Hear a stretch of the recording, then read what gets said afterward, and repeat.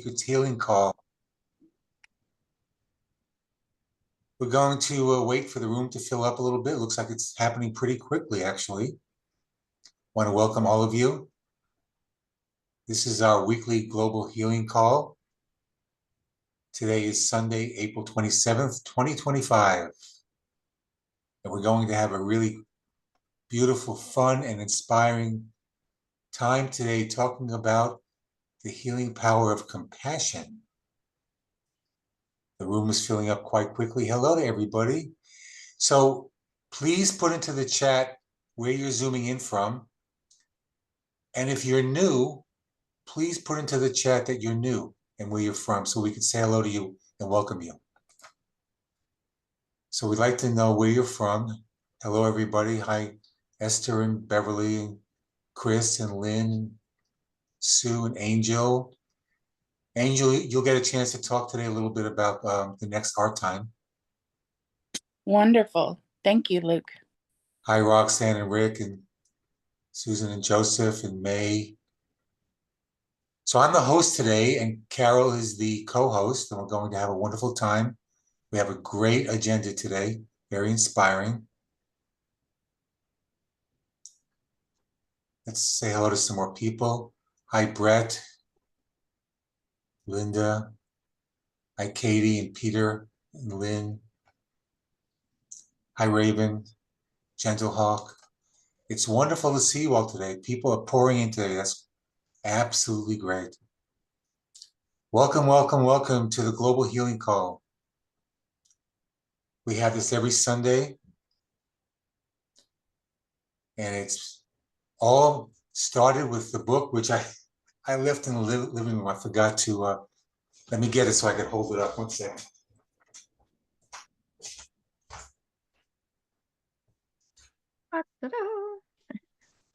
I have it in Nepali and I have it in Portuguese, but I gave away the one in Japanese. It's all based on this wonderful book here, Ancient Secrets of a Master Healer by Dr. Clint G. Rogers, which most or all of us have read. If you haven't read it, highly recommend it. It's a wonderful book. Many of us have read it multiple times. It's always new. Every time you read it, it's just brand new. It's just really wonderful. So, okay, welcome everybody. Well, Carol, do you see any new people in the chat? Yes, indeed. We have some new people in the chat, and we'll welcome Pete, and then when we get to the announcements, we'll hear from Pete. So glad to see you here. You're a hero. I'm so excited to see your face and to hear from you later. So welcome, Pete. I'm so happy to see you. And my friend from Alaska is here. Hello, Marianne. She took Ancient Secrets of a Master Healer to Santa in the North Pole, fulfilling Dr. Naram's dream of having the ancient secrets all over the world. We've covered we've Santa Land now in Alaska, and we have Mei Chin, who's here from France. Hello, Mei Chin. It's so beautiful to see you. She's translated our Ancient Secrets book into traditional Chinese, but we need an editor badly, so that's something you'll see in our newsletter and they'll be asking for. So welcome, Mei Chin. We're so happy to have you here. And everybody else, we're just excited to have you here today. We have Katie from Bellingham, Washington. Hi, Katie. I'm Linda in Olympia. Smith from Mount Shasta, California. Mount Shasta, yes. Okay. So we have some announcements. Carol, would you like to do the announcements first, please? Sure. I'm going to go to, well, maybe Susan doesn't have her mouth full, and I'm going to talk about Sedona. We'll come back to Sedona in a minute, just a minute. But yeah. Once you stop chewing, we'll wait for you to stop chewing. Our first our first announcement is that the information that we provide here is for educational and entertainment purposes only. Never stop taking medication or make major changes to your health plan without consulting your medical professionals. And our full disclosures and disclaimers are on our website, in our books, and can be provided if you're so interested. So we have we're going, okay. Ingman, so are you guys ready to talk about Sedona? That's funny. We were really hungry. That's okay. Thanks. Hello, everyone. Good Hi. day. So, June 10th, 11th, and 12th, we are gathering live as a community in Sedona, Arizona. And if you've been there, you know the magic of Sedona. If you have not been there, come and experience it. It is one of the uh, most wonderful, beautiful, energetic vortex places, magical. And the gathering, I guarantee you, you will have never been to an experience like what will be created in Sedona. Yes. Um, it's never been done before, and it will only happen once. And we promise it will be enlightening, enlivening, interesting, and you will be a part of making it happen, literally. So if you have something that is uh, in you to come and be a part of this creation, we highly will be excited and recommend it and can't wait to have everybody show up. Right. And I think that I would just want to add that what we're going to be doing together is creating a new world based on the ancient secrets, based on who each of us is and what each of us carries. We're going to create something that will be life-changing for everyone, hopefully for the whole planet, but it's pretty exciting. It's very exciting. So if you feel any message from your soul to be there, you're meant to be there, because believe me, now is the time. It will be a collaboration of all of those who collect and gather to create that morphic field and generate something new. Yeah. So, So Will there listen be to your soul. opportunities for pulse reading while people come to Sedona? well, Not and something practical, Carol. uh, Yes, there will. Dr. Giovanni is going to be there. There are pulse readings available, and yes. And what else, Carol? What other Are you going to make practical? me eat mung bean soup every day? No, no, no. it's a holiday. It's a celebration. As Uh, Deborah Ann says, mung bean soup is for detoxing. We're getting together, as Cornelia says, we're getting together to celebrate. Well, it, how's that going to work? Are you just, how's that going to work with the food? it's going to work the way it works every day in your life with food. We will hunt and gather, and Oh, we can dine together or go out together, or there'll be plenty of time and space for us to nourish ourselves. maybe a picnic or something? Well, Maybe a maybe picnic. something like that. Just We'll see Sounds, what the group, we'll see what this group wants to create. all right. We had initially offered a meal plan, but unfortunately, or maybe fortunately, that is not going to be offered anymore. It's just too complicated, and because people have not registered for the event, it's just too challenging. So this is an experience, Carol, of radical trust. We're going to radically trust that all of our needs are going to be taken care of, because they always are. So we're going to live this conference like we want to live life and we want this world to be, which is trust. Wow, And it sounds awesome. I bet this is a pretty big undertaking. Do you need help? Carol, you're fabulous. If anyone would like to come and volunteer for some help, I think we've gotten some wonderful volunteers already. But if you're, again, all help listen is to your welcome. soul, listen to your soul. If you're supposed to be there and you want to help, absolutely, you are welcome. And there's more. There is. On Monday, the 9th, there will be two things: an informal gathering at a restaurant. It's a la carte, but it's got a wonderful outdoor garden and everybody meets and greets and has fun. And there will be The a path. graduation ceremony for the graduates of the 3-year PATH program. So that will all take place at the Chocolat Tree restaurant around 5 p.m. on Monday the 9th. And then So that's the same restaurant we were at 2 years ago in Sedona. Is that That's correct? that is correct. Yeah, it's a wonderful place. Yeah. Yeah. And then the actual gathering will be starting on Tuesday, and opportunities for, who knows what, sunrise meditations at Bell Rock, and get our day going the way it should. Okay, Can I well, bring my thank you family? so Can I much. bring my grandkids? You can bring anybody who you feel called to bring. And we will completely trust that everyone will be cared for, because they will be, every single person Okay, who comes. thank you. Thank you so much. It's going to be an absolutely wonderful time. Our third meeting together with all of us, Ancient Secrets in person. Yes. Okay, I have so, some more announcements. I know. And go on with your announcements. And remember, Okay. we want to talk about art time as well. Exactly what I was about to say. Angel, would you please tell us about the next art time that you'll be hosting? Sure. We're going to learn how to make a card. And so if you have anything, maybe a picture that the grandkids have painted or colored or anything like that, I'm going to show how we're going to turn it into ephemera and apply it to the card. And I just wanted to show real quick. This is a sticker on a brown piece of paper, which can be turned into something for a card, versus a different color, and it pops the orange stripes in the feather sticker. And so we're just going to take something simple. We're going to make our ephemera.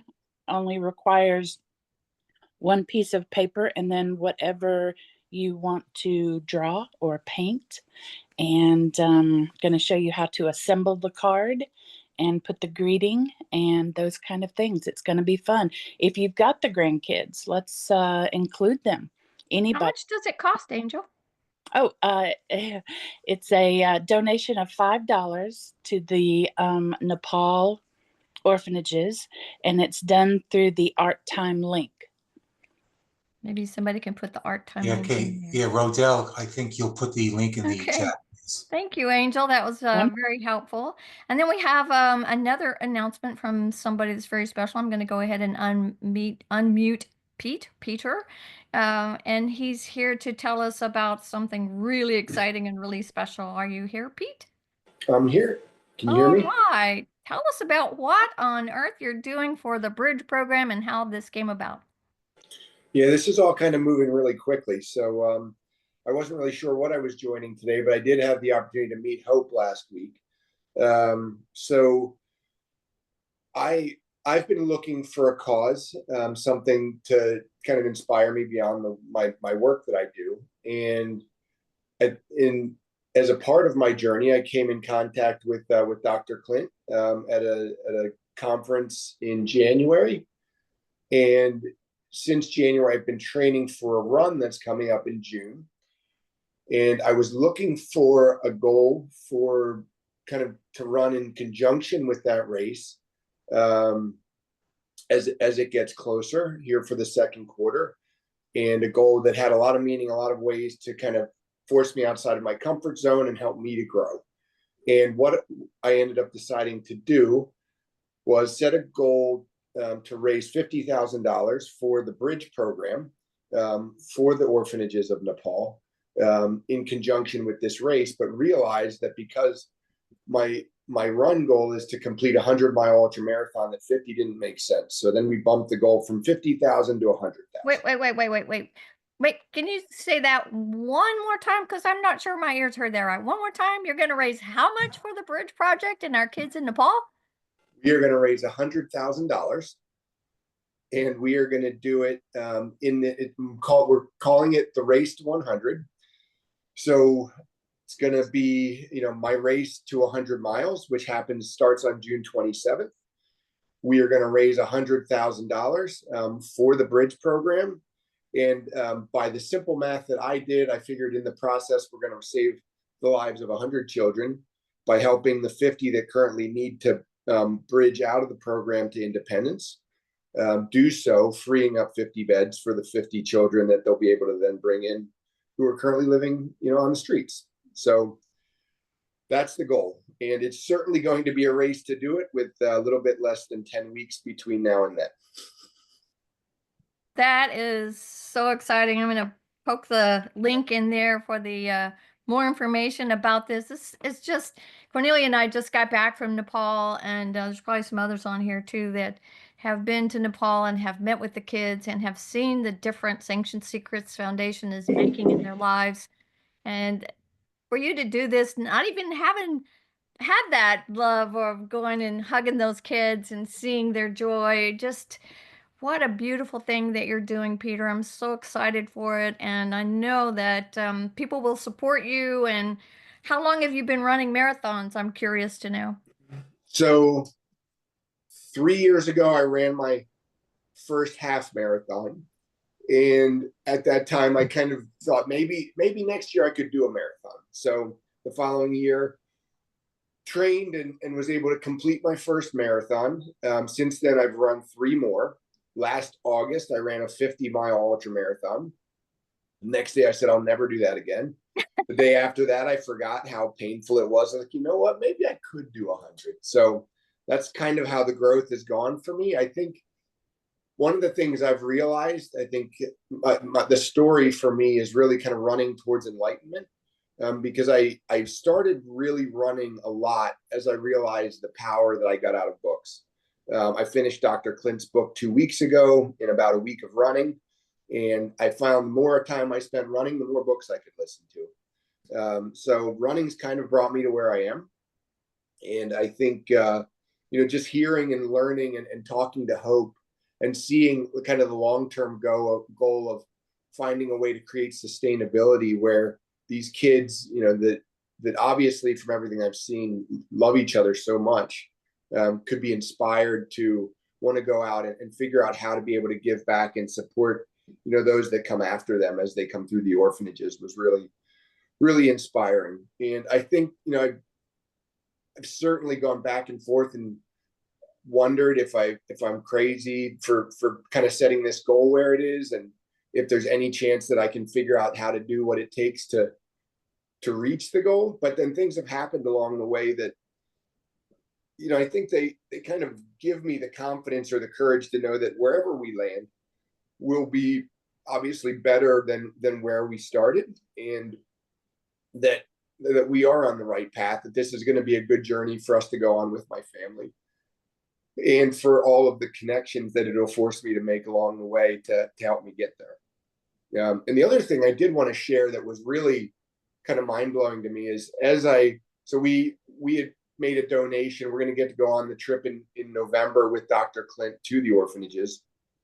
I was telling a coworker of mine about this as I was starting to think, and I'd put this goal in place. And she told me that there was a woman that she went to high school with from the town next door. Her name was Maggie Doyne, and she was a girl who went on a gap year between high school and college to travel the world and ended up in Nepal.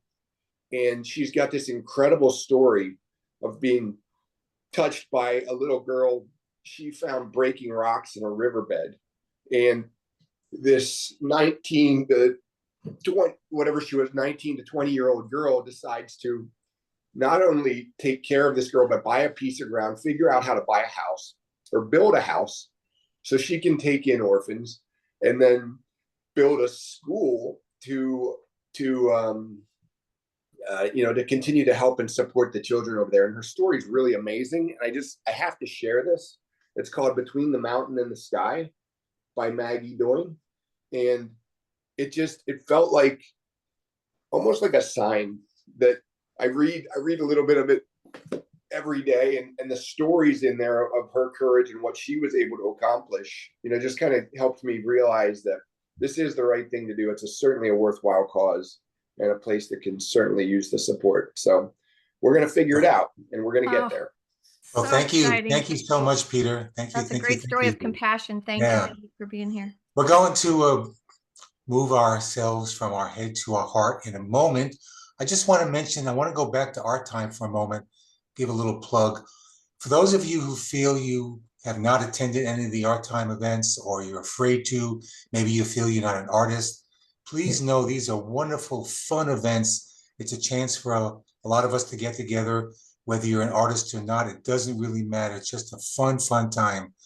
So, try and attend the next one with Angel. Looks like it's going to be a really wonderful time, lots of fun. So just remember to know that whether you're an artist or not, whether you can only draw stick figures, it doesn't matter. It's such a fun, beautiful time.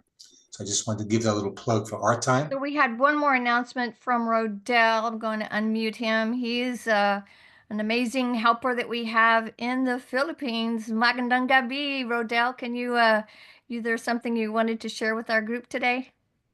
Hello, good morning, good afternoon, good evening, everyone who are present today in this wonderful Sunday call. And I am Rodel, and I am the one who is behind who published the newsletter every week that you received. And I would like to take this opportunity and I would like to sincerely apologize for the confusion caused by the recent newsletter you received. Due to an oversight on my part, the subject line, for example, Rodel declared dead for 48 minutes. Then this happened unintentionally, included the recipient's first name before the title, which may be given the wrong impression. The story was originally intended for as Sane, and I deeply regret any confusion or concern this may have caused. So please know it was never our intention, my intention to mislead or cause discomfort. And thank you so much for your understanding and continued support. And I will take extra care moving forward to ensure everything is communicated more clearly in the future. We Thank so you, know Rodell. the importance of space. Let's give Rodell our love, our support. Accidents happen. We're so grateful for you. Thank you. Thank you, Carol. Rodell, thank you. Salamat And po. Rodell is behind the scenes in so much of what we do here in Ancient Secrets. He's absolutely incredible, the way that things occur, the newsletters, the weekly announcements, the support that he does on these weekly calls. So Rodell, you are a blessing. Thank you so much. Thank you, Joseph. Beautiful people, thank you. Luke. So we're now going to take a moment to just quietly move from our heads to our hearts. We're going to do a 5-minute meditation to some beautiful music. I'm going to bring that up right now.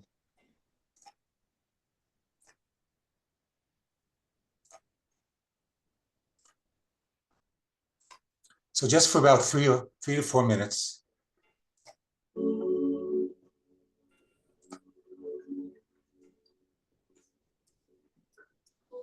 Just relax into the music. You can gaze at the statue of the Buddha if you want. You can close your eyes. Take a deep breath, beautiful deep breath. Just relax.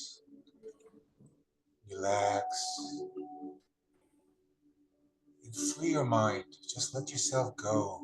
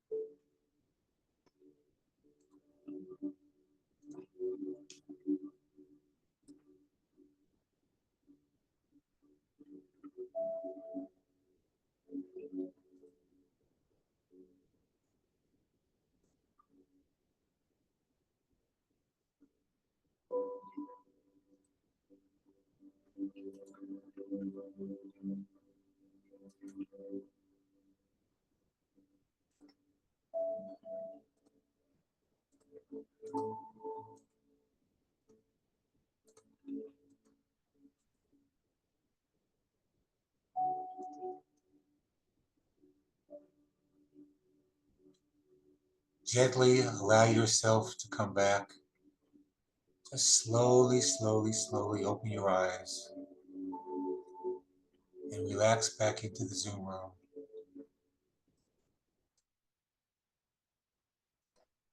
Just take a deep breath and just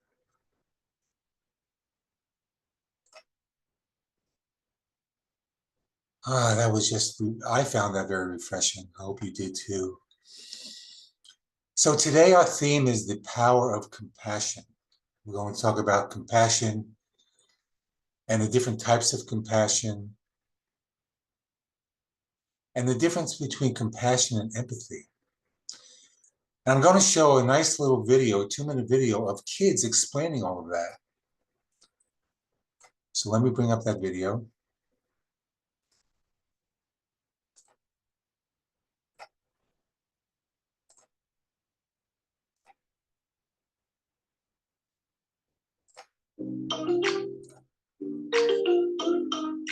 Have you been hearing the word compassion, but you don't know exactly what it means? Don't worry, I've got some answers for you. Let's start off with something simple, the basic definition.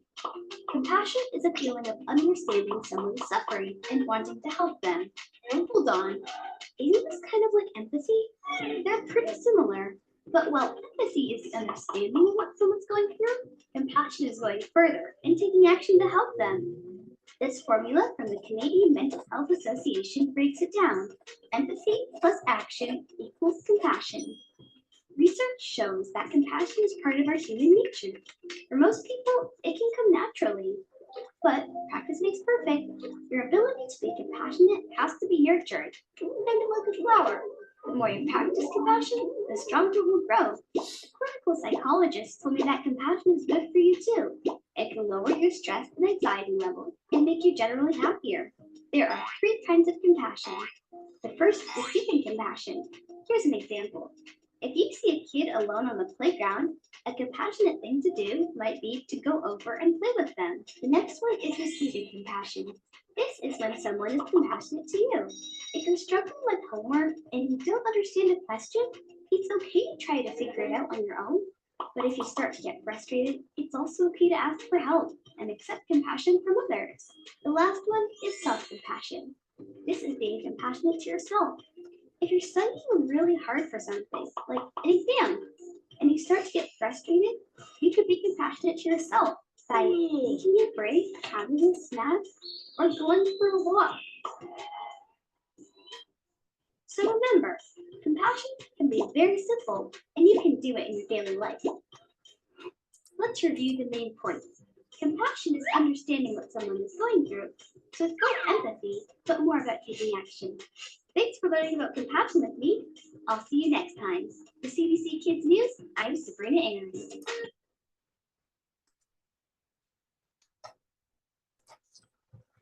So, Cornelia, can you bring up the quote of the day about compassion and understanding?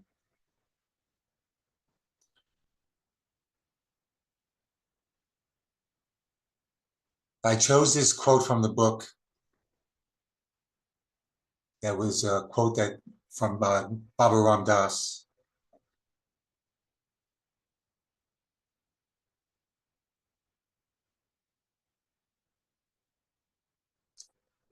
In the last 6,000 years of human history, the greatest need people have is not love, but understanding. And that's a quote from Baba Ramdas on page 72 of the book Ancient Secrets of a Master Healer.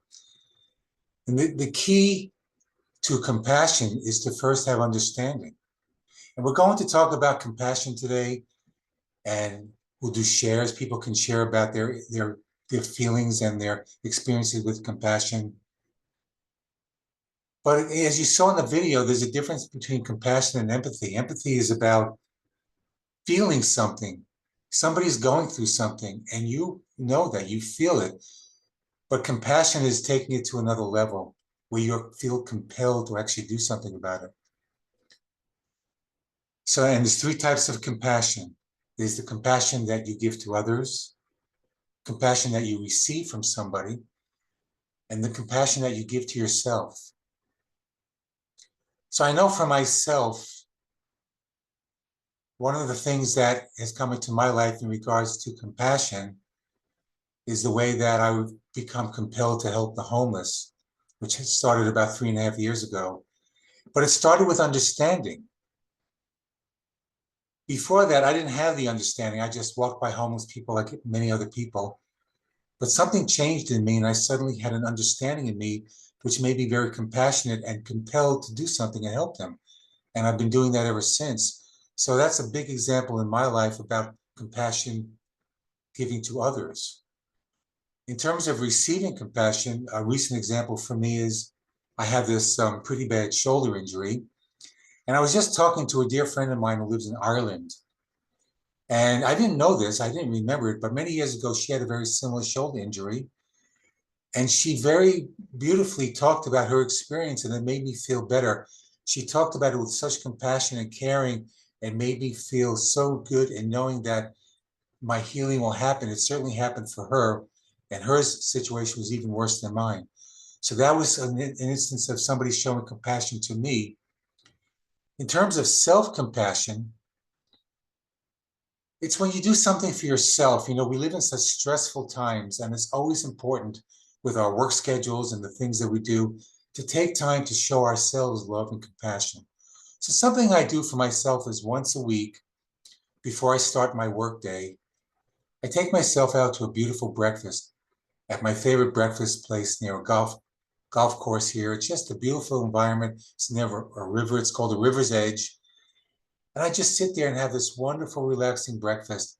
And then I take a walk at this waterfall environment called Tumwater Falls, which is just so beautiful with these rushing falls down a river and a pathway that goes all the way around. And you can see the river empty into a lake. And during certain times of the year, you can see the salmon spawning and jumping up the rocks. And it's just a beautiful environment with trees and rock structures and waterfalls and rivers. And then I go home and I feel refreshed and I'm ready to get into my workday. That's one way that I show my self-compassion.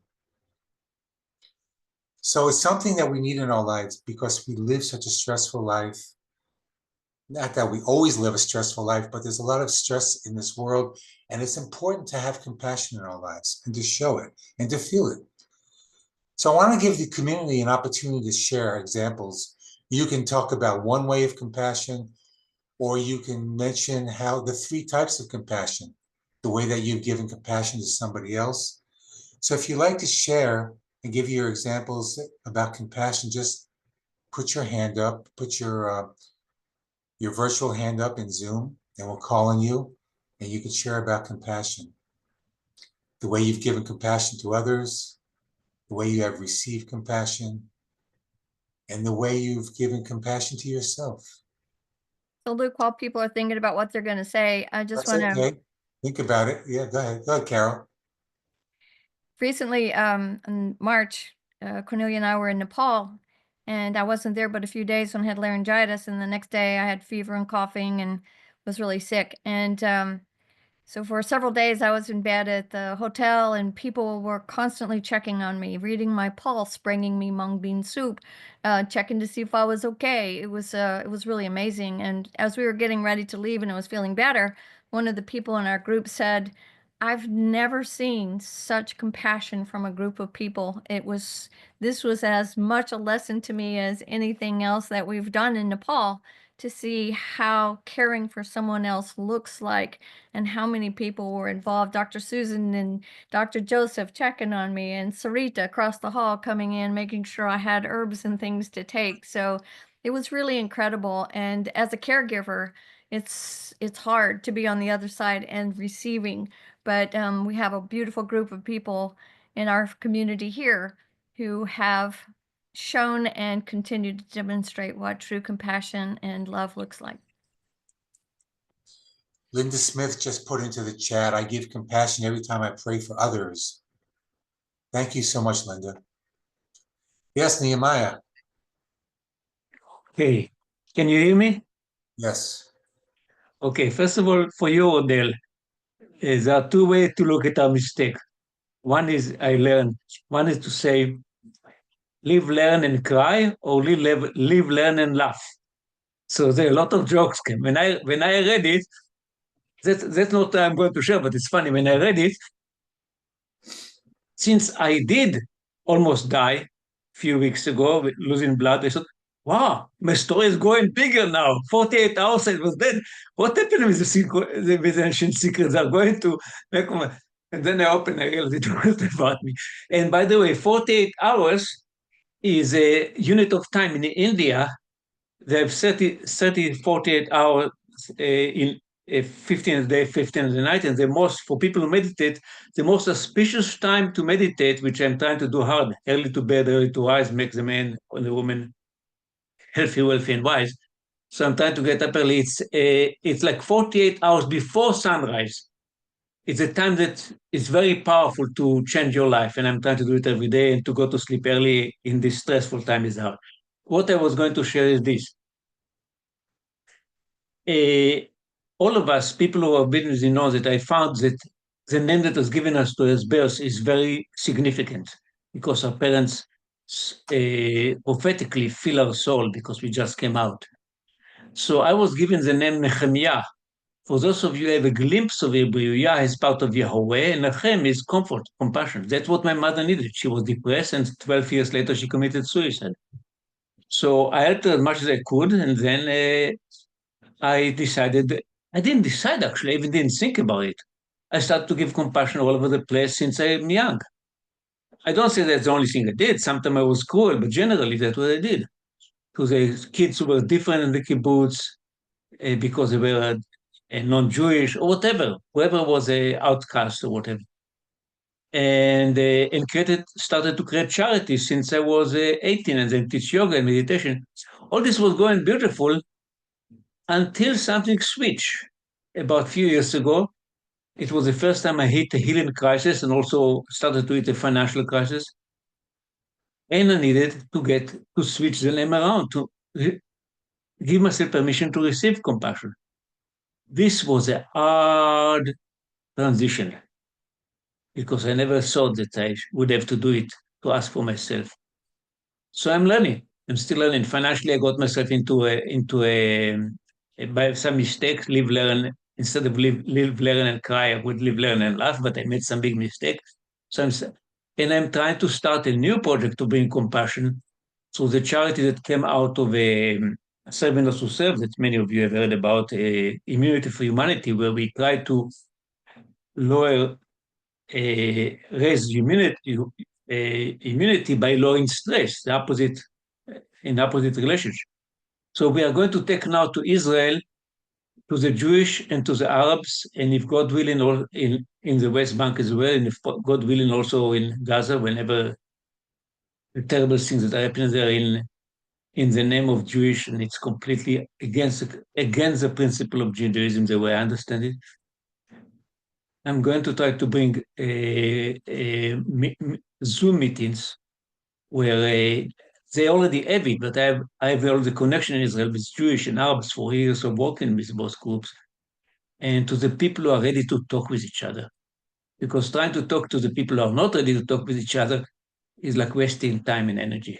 But there are many Jewish and Arabs that you don't read about in the press because it's not sensational, or always try to create bridge. And everywhere, there's a power of separation, there's a power of unity. So I just want to share, and if people want to, I'll mention it clearly, we need some finance, of course, and we need people to be volunteer assistants, because my main assistant is in Cuernavaca, Mexico, and she can't do much now. She's stuck there. So Thank you, Nehemiah. Thank you that's very it. much. Thank you, thank you, thank you. And also, I just want to mention, beautiful thing about compassion, whether you give it or receive it, it creates healing. When you give compassion to somebody else or a group of people, you're giving a sense of healing to them, but also to yourself. Healing happens when you give compassion and when you receive compassion. So, Riddell, would you like to share? Yes. At first, I would like to thank Nehemiah for his advice, and I always take my mistakes as a lesson.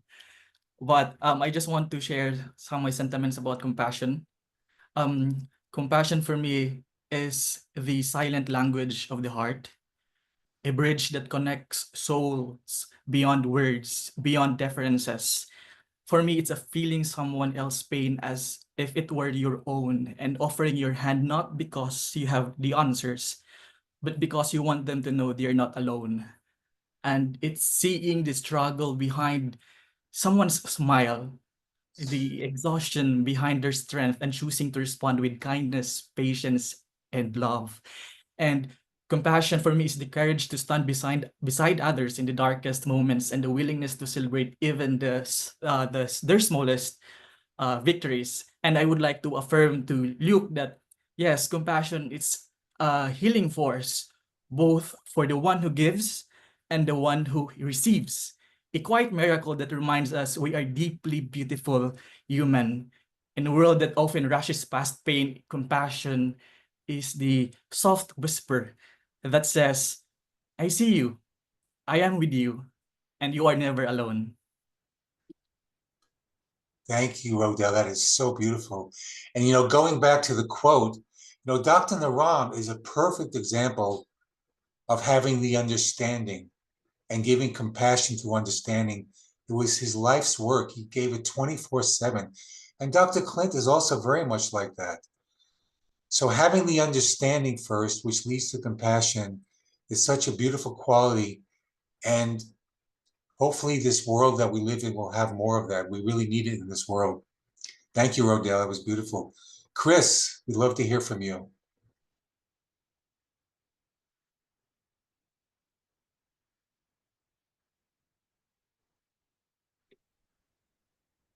Can you hear me? Well, we did hear you. Now we see you, but we don't hear you. Okay, perfect. Thank you. Thank You should be fine now. Thank you.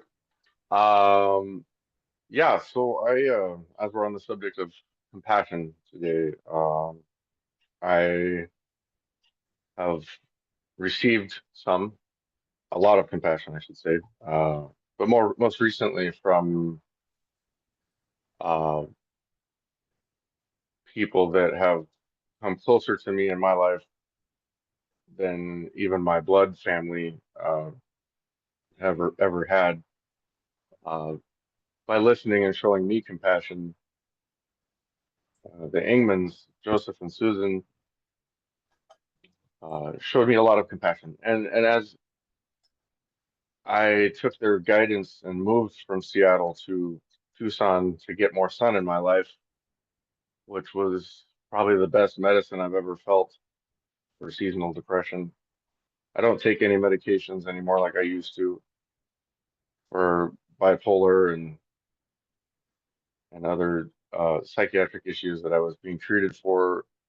Um, I don't I don't I don't do any of that stuff anymore. I brought it with me just in case, but anyway, um, so as I came here, I felt the need to give back as well and to show others compassion as it had been shown to me.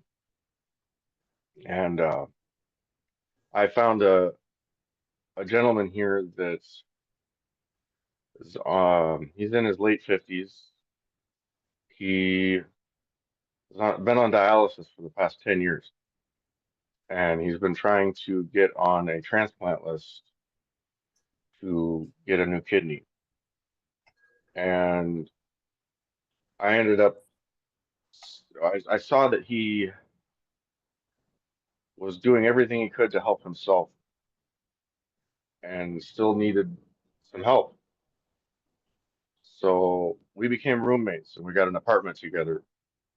And I became his caretaker so that he could get on the transplant list. And our lease is up here next month. We've been living together for a year. He got on the list. He has his new kidney, and he's back to work now. And I'm just, as we're talking about compassion, that came up in my mind, and I just wanted to share and I'm happy that I was able to help him, and I'm also happy that I'll be getting my own place, not have a roommate. But he's been a great roommate. He's a good guy. But it's time for me to live on my own again. I just wanted to share that. Thank you for listening. Thank you so much, Chris. That's just a beautiful share. Love to hear that. Thank you very much. In the chat, both Esther and Renee said, compassion is the soft whisper that says, I see you and you are never alone.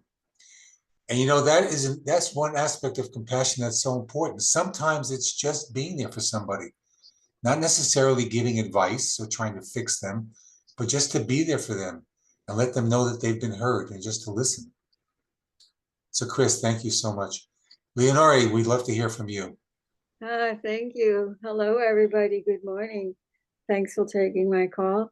I wrote something in the Ancient Secrets WhatsApp chat because the word understanding is, to me, a word that I think our community can help replace. It has a lot of connotations. And I was tipped off about that by other thinkers. But it has an Old English root, and understanding means to understand beneath something. So I'm going to read to you what I wrote in the Ancient Secrets WhatsApp chat. Changes in language and choice of words influence human behavior.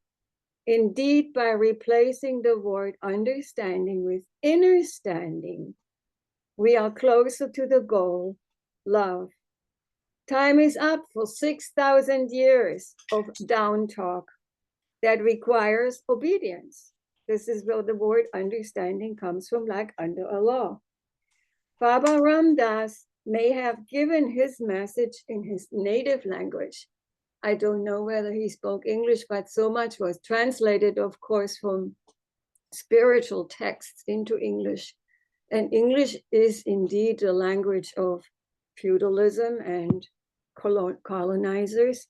And we here in Massachusetts, I speak collectively now, are quite sensitive to the topic of colonization, probably in other parts of the world, in the US too.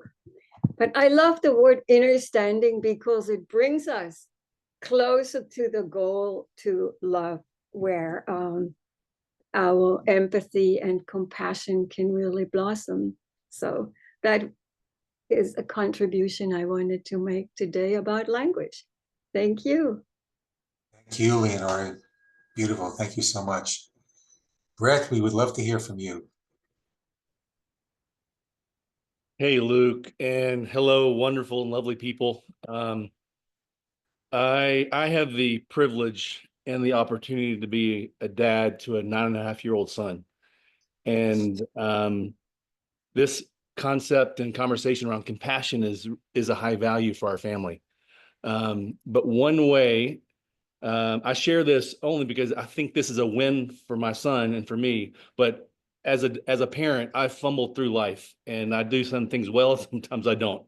I acknowledge that. But one of the things that I am doing intentionally with my kiddo is when we go grocery shopping, we have an extra 20, 40, 50 bucks often available for my son to watch people around us in the grocery store and see if someone is having a hard time, if they're hurting, if they're in tears. And we live in a part of town that's wonderful, but there are families that that are having challenged lives, just meeting their daily needs. And so we've been doing this for several months, where he gets to first see through my eyes and what I see and how I observe and interact with people. And then he's coming to me. The last time we went to our grocery store, I did not mention it to him. And my beloved boy, my son Caden, Dad, do you have an extra $20? He was looking through his own eyes and observed a single mom and her two kids, probably under the age of 3, sitting in the shopping cart crying. You could tell her life was hard. And my son observed for himself that this precious family could use an extra 20 bucks for their groceries. So I gave him 20 bucks, and he went on without me, went over and just said, "Hey, could I help today?" And passed off the $20.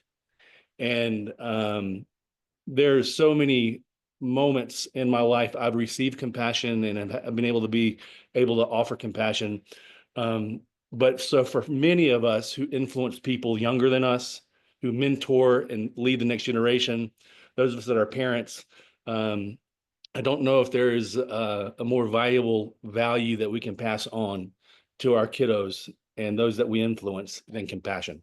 So that's what I wanted to share, Luke. And thanks for allowing me. Thank you so much, Brett.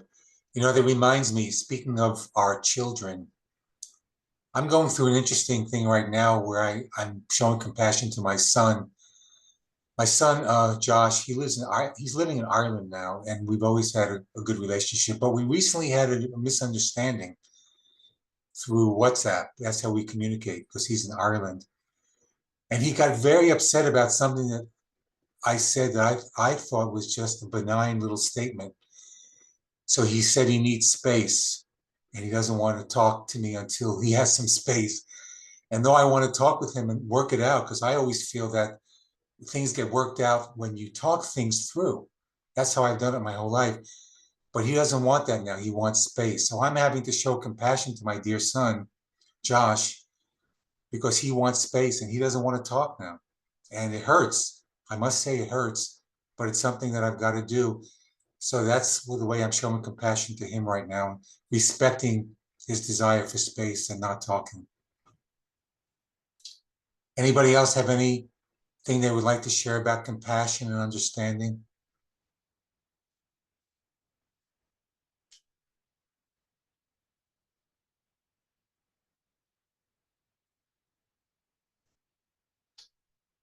Carol, anything else you wanted to talk about? I just was thinking about something I did with my son when we lived in New Mexico.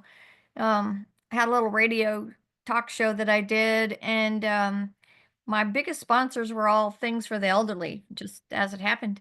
And so every week, my son and I would visit the nursing home, and I took flowers, a gift certificate, and um, little trinkets with me. And whoever's birthday was that week, we would celebrate with them, taking a birthday cake and flowers and such. And it had a beautiful effect on my son. He was about 5 at the time, 4 or 5, and even as an adult, he is so kind and so supporting and loving of the elderly. So it's a wonderful thing if you can introduce kids, to something like that. And I've also gone into the nursing home locally and written Christmas cards for people who have a hard time writing. And the one I did last year was so precious. She was 93. And I said, "Well, is there someone you'd like to send a Christmas card to? I'd be happy to write it for you." And she said, "Yes, I want to send a card to my mother and father." So it was really precious to get those words out and write them down, and then let the post office deal with the rest. But yeah, it's wonderful when you can share with others your love of life and see everything as an opportunity for compassion and caring. Yes, thank you. There are so many instances of compassion that we have in this world. It's so beautiful to hear these stories. And Renee.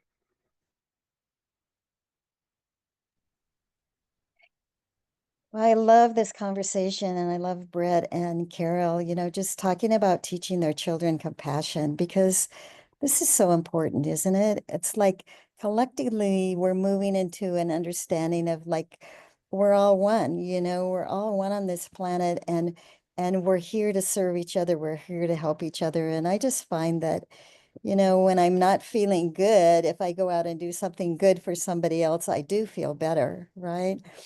And then there's that balance because like some of us who are real givers can give everything away and not have anything left to support ourselves so we can give more. So I'm really finding that in my own life as I'm helping a Romanian family for the last few years. It's like I really gave so much away that I didn't keep that nest egg for myself. So I think it's about balance, but I also feel like we're just moving into a new world where we're all going to have abundance. We're all going to have everything we need taken care of. And this is the new world that I hold the vision for. And I know we're all on this call holding the vision for the new world. So, doing what we can at the moment. And sometimes maybe it's only a prayer for the person that you pass by and you see that they really need something. Or sometimes it's, just a couple of dollars, whatever you can do. It's just really what I love what Rodell said, it's that soft whisper that says, I see you and you're not alone. And this is it. People just need to know that they're seen and that they're not alone. And so whatever we can do in any moment of kindness, whether it's a word or if it's a 25 cents or some spare change, we never know how much it means to the person on the other side, right? So I just love all of you and I love being in this community of people with really giving, loving hearts who really do see the needs of others and open not only their hearts, but their pocketbook to support it. Well, Anne Renee, you speak of a subject that's so close to my heart. And, when I give to the homeless, it's not just the giving, it's the speaking, the talking, sharing. I ask them their name, I give them my name, I talk to them. And that alone, even like Anne Renee just said, even if you don't give something materialistically to somebody in the street, just saying hello for a moment, asking them their name, that's a show of compassion and love that makes such a difference, and it's very healing. So thank you for that, Anne Renee. We're winding down. We'll be moving into breakout rooms soon. I just want to, if Belle, I see you on the call, and I just wanted to ask: are you still in Panchakarma in India, or are you back now?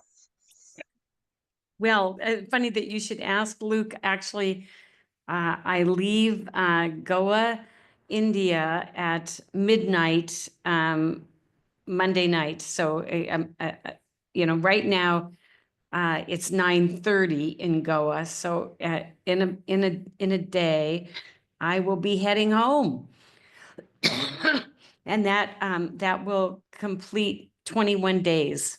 Wow. Can you share your experience a little bit? Are you okay about sharing a bit? Oh, yes. Well, it's been really incredible, and perhaps I can sort of save it for another time. Just the very idea, dovetailing into what you've looked at on this call tonight. It's so lovely to be here. Is that really coming to Panchakarma in Goa, India, with the Ayushakti center here was really a kind of self-compassion gift for myself. And so I really get to see and support people to do that, to take on what it is that your spirit really wants to have happen, and just move the mountains to have it happen. And that's what happened, getting me to India. Wasn't even on my bucket list, but guess what?